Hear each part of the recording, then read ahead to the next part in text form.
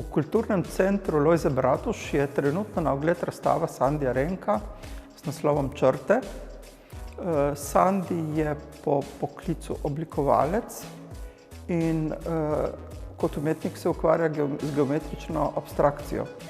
Za to razstavo je Sandi pripravil slike, ki so razstavljene, poleg tega je oblikoval grafično podobo same razstave.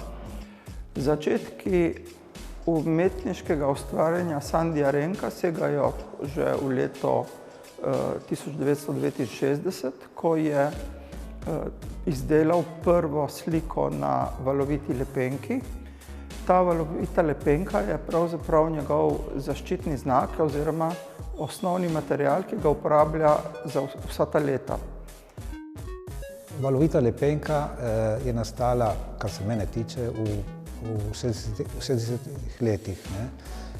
Iskal sem način predstavljanja ne na dve dimenziji, ampak iskal sem tretjo dimenzijo, čeprav sem delal na slikah, na vodoravni ploskvi. In ta valovita lepenka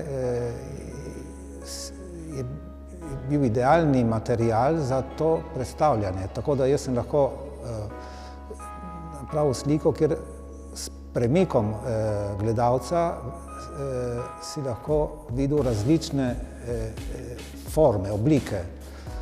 In to je nastala moja v italijanščini ossessione, in še zdaj vedno iščem te oblike in te forme s tem principom.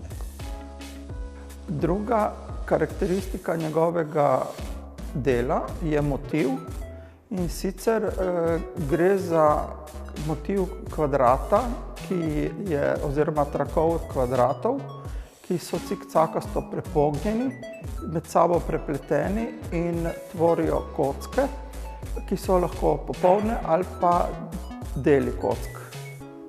To je običajno model iz kartona ali kovinski in kot ta prostorski model potem upodablja na dvodimenzionalni podlagi, valoviti podlagi, ki ima sicer valove, tako da lahko na eni sliki nariše tri različne podobe.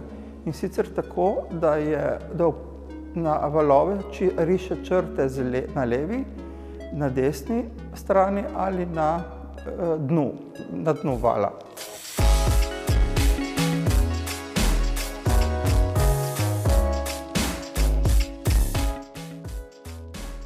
Na prvi sliki iz leta 1969 je sicer uporabil valovito lepenko na ta način, da je narisal kvadrat in krog, ampak samo na levi in desni strani vala, tako da, ko se črte gledane z ene strani združijo, oblikujejo en lik, če gledamo z druge strani, se oblikuje drugi lik.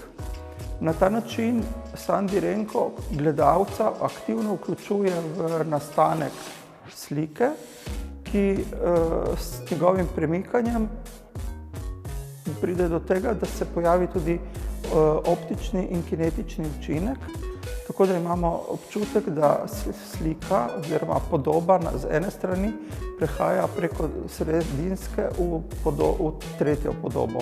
Na eni sliki tako združi tri različne podobe. Za valovito podlago je uporabljal najprej dolga leta valovito lepenko, kanete. Kasneje je tej podlagi dodal še plastično podlago, ki je frezana na ta način, da ima enake valove kot valovita lepenka. Občasno pa uporablja tudi lentikularno podlago, ki ima valove na ta način narejene, da deluje kot povečevalno steklo. Z ene strani pa je gladka in na to gladko stran mora biti črtna slika ustrezno prilagojena valovom, tako da, ko prihaja do odboja svetlobe in povečanja, da se ti valovi oziroma črtna risba da tvorijo na odbojni površini sliko. ki ima enake lastnosti kot slika na valoviti podlagi.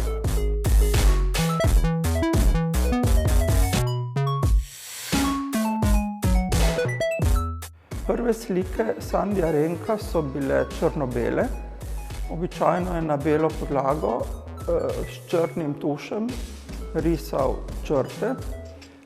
Debelina črt je običajno označevala nek lik. Kjer so se recimo debele črte končale, je bil rob enega lika, kjer so se tanjše črte končale, je bil rob drugega lika.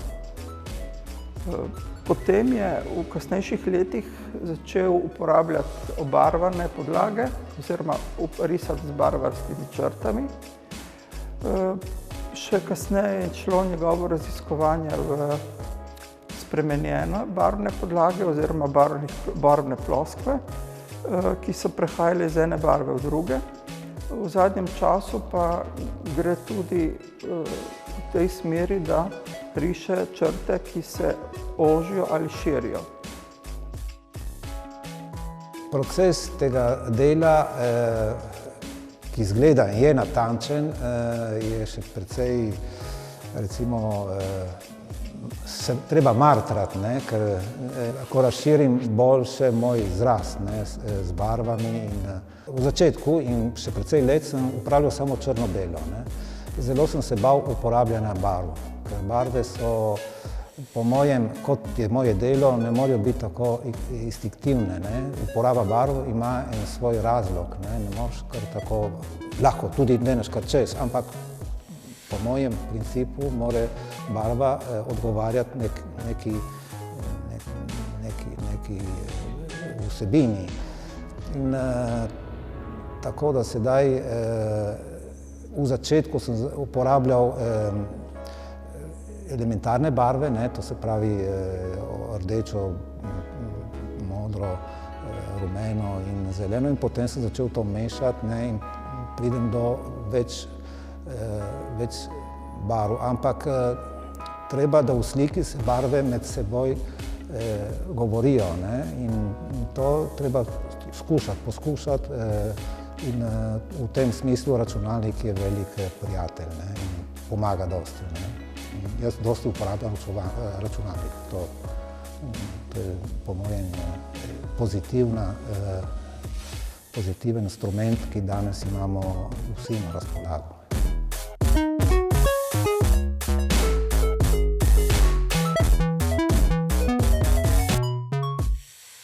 Sandi je v svojih slikah nekoliko igriv. Poleg tega, da so slike resne in načrtovane in skoraj programirane, uporablja mogoče barvo kot bolj igrivi del teh svojih slik.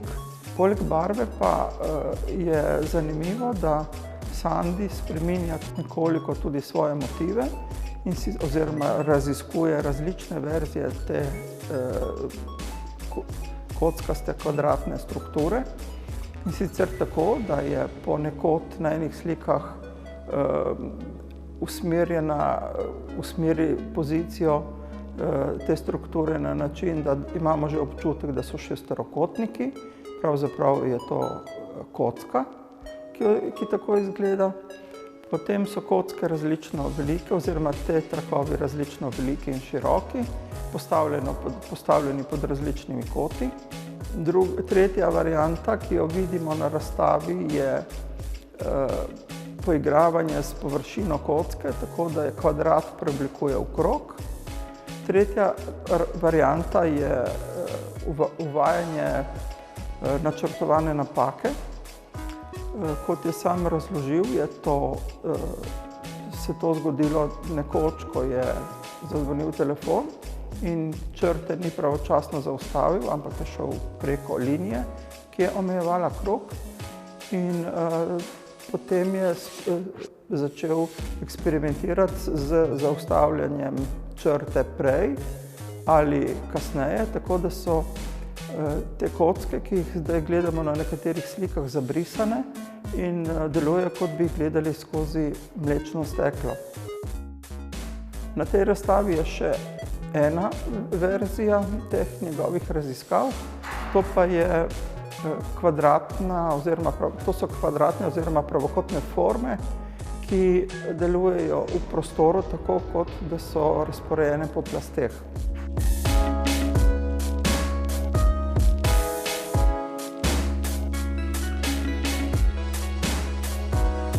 Slike Sandija Renka so maksimalno estetizirane in minimalizirane.